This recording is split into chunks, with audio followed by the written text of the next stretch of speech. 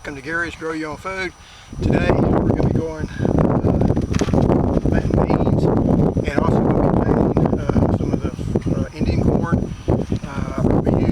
I've used this, I put the seeds in here and then take my pipe and I just hold it down and I plant. That way I can plant the same, as far apart as I want it. It does pretty much hit the same spot each time. This here is the topazio beans. Now they don't sell it anymore at Haas Tools because they had some trouble with germination. But I had some from last year, so I'm planting that. So I'm going to try to save some seeds from this year so I can plant them again next year. They don't taste to me as good as the pintos do, but they're a lot easier to shell. They're a Canterbury or horticultural bean, just whatever you want to call them. Several different names for them. I also plant the Haas Green Blaze bush bean, and I planted those in these two rows here, or those 2 rows there. I finished it out with the topazio because I didn't quite have enough for 2 rows. So these 7 rows are in the topazio beans and the Haas Green Blaze. Over here, I planted the Indian corn. Indian flower corn from Haas Tools, and this is what the seeds look like. It's a varied seed, so you get all different kinds of in the ears. I planted halfway up. I planted those, and then I planted what they called improved pintos at the feed store, but I really think they're just regular pintos. That's the, because they don't look like a Canterbury. They just look like the regular pintos, so I think that's what they are. Improved, I guess, is kind of to me, an improved pintos was Canterbury bean or Taylor's horticultural beans, what they was called in the old days. But I don't think that's what these are. But I guess we'll see when they start making. Got the pears. They're starting to make. Starting to put on the fruit. This one's not quite as much as the trees over there. So they're doing well. One thing that does concern me is when you put the corn is a heavy feeder, and you don't want to heavy feed your pears because they get that fire blight on them worse. Because they grow, fire blight can enter in either through a wound or through the blooms or through a flush of growth. So if you get a lot of flush of growth and they're already starting to have a lot of tender growth, that fire blight can get into it, can kill it. I've had fire blight on that tree over there pretty bad last year, and we had a dry year. So, we'll see. They're all supposed to be resistant. This here is a different tree. This is from the graft. I'm going to cut that off. You can see the difference in the leaves, so I know that's below the graft. But I guess I'll cut that off. Probably a bit later. This here is my beans. My potatoes. They're doing well. Okay, try to go slower on that, son. You can make everybody drunk. We got the new camera, or the old camera, and so it's going to be a little bit jerky because it's just a really light camera. The peaches are making well. They're putting on way too many. I'm going to have to thin these out. Or it's going to break the branches and get rid of small peaches, but I just haven't had a chance to do that yet. So maybe I'll get that done today. We'll find out. That's just a rootstock from the old, that's another pear here. Try to face the camera so you can hear me. This is the N33 navel orange. It got bit back pretty hard with the freeze, but it is putting out a lot of blooms, so we're going to get it. Should get a good crop on it. The bees are working over pretty good, and I was kind of surprised because sometimes whenever you get a damage on some of your fruit trees, they don't come back very well that next year. They kind of skip a year on producing fruit, but it's nice seeing the bees out hitting everything. So looking at that, we'll look at my onions, which has kind of been not a good thing this year. I've got some right down there that look good, but the rest of them don't. And I don't really know why, and really hadn't had a chance. They are weedy, but that's not the reason they're looking bad. I will show you one thing. Why I always say that Bermuda grass is the worst weed. You know, I've tilled this up and all that, and look at that little, this thing has been grown. This one sprig has grown all the way across there this spring. That's all new growth. So it'll take over a garden in no time. And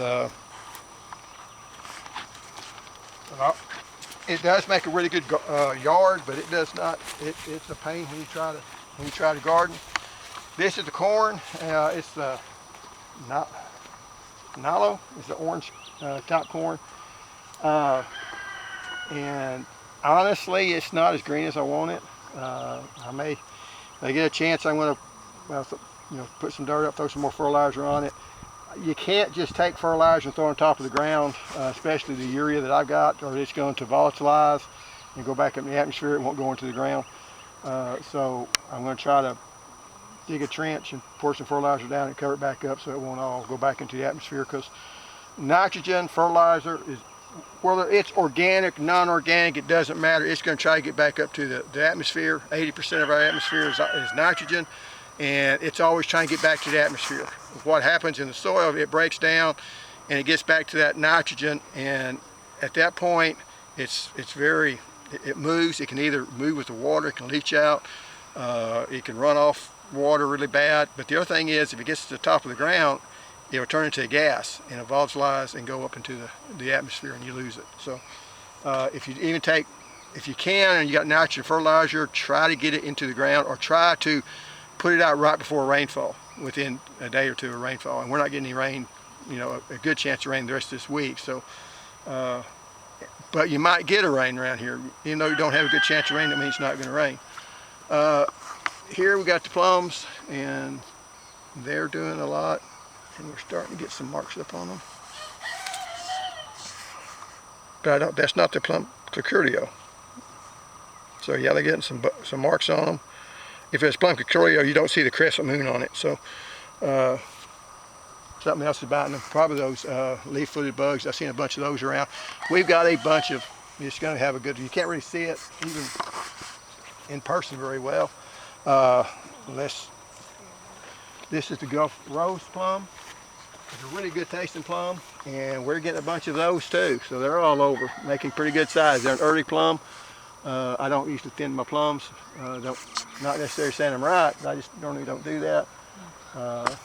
When they look like this, they're not going to make. But anyway, hopefully we get some of those, because those really taste well. I've not had a good harvest on these yet, but they've been a young tree, and we've had some bad temperature, so we still got hope that.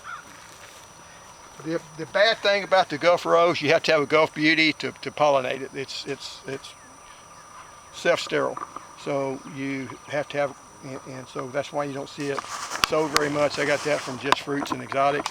It's a really good tasting plum, but that's kind of the knock on it. Go through a little jungle of forest trees. This is the different sun gold, my two sun gold. There's a torch. The plum drops, so we're trying to get some blooms on them. So they're all looking pretty good. The purple boy.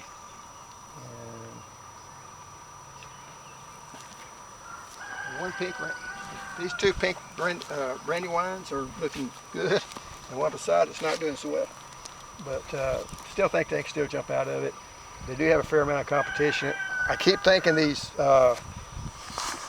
these radishes are going to die pretty soon, as soon as it heats up, but they haven't yet. They still got a good dark green color, so I don't think they need any fertilizer. My watermelons and cantaloupes aren't looking very good. I think I just planted them a couple weeks too early, but they might come out of it. I see a couple of them are doing okay. So we're just going to, there's nothing to really see, so we're not going to walk over there. They do have some nutgrass stuff coming up in them, but we have to sit and wait and see if, hopefully, I think they'll come out of it, but I haven't grown watermelons a whole lot. Find out for sure. I guess the best is Napa Chardonnay, which is looking deceptively like the another tomato that I used to grow, so I'm hoping the seeds didn't get mixed up. And coyote. And coyote is a very aggressive one, so it's going to kind of take this area over before it's all said and done. But Mountain Vineyard also does pretty good. Chef Orange. So anyway, we're looking up over here. More than I do need to clear this undergrowth on this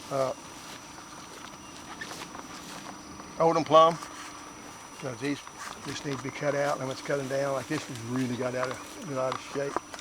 Got long, but and this is the mother plant, so it's still got, like I say, we got a bunch of fruit, and I should thin them out. Not going to, but I should. And it's just a time factor. Again, these I have thinned a little bit, but there's still way too many. And I've never tasted this one, so I'd be interested to taste it. You can look over there at the orange trees. They're blooming on the darker leaves. They got good fleshy growth. Even some of the stuff looked like it died. It's coming back. That's the Mr. Mac on the bigger tree. So, you know, they survived it and look like we're still going to produce some fruit this year, which is good to know. This is a regular Chickasaw plum. Hadn't really produced anything. So, had a bird nest on top of it. This is the Ponca blackberry that I still haven't supported yet. And then the sweetie pie is over there, and it's got a nice little pink bloom to it. And I have tied it up somewhat. And the carrots are growing here. They finally came on and started growing. You can come around here and you see in the lemonade tree the Jiu-Jitsu, and it's putting on a lot of blooms, so we're going to get a crop this year. And I was kind of wondering, since it did suffer some damage, but it didn't lose all of its leaves, so it's doing nice. And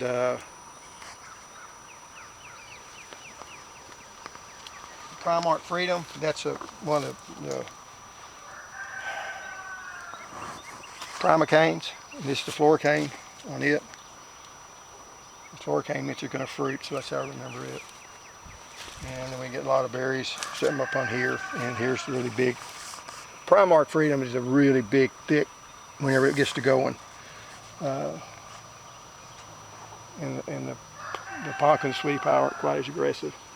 But, and see, well, I have a different camera, I'll show you something, because that one tree's going to break pretty thick back. And then this is, I got these tied up, and these are Primark Freedoms, and they're starting to go ahead and put on their fruit. It's looking good. The jumbo cantaloupes, I've got a few of those up. We'll see what they do. Not doing anything right now, but it's still early. I think there's a celery right here. I haven't really tried it yet. I have started planted there a couple of years ago. So, and then this is the cauliflower and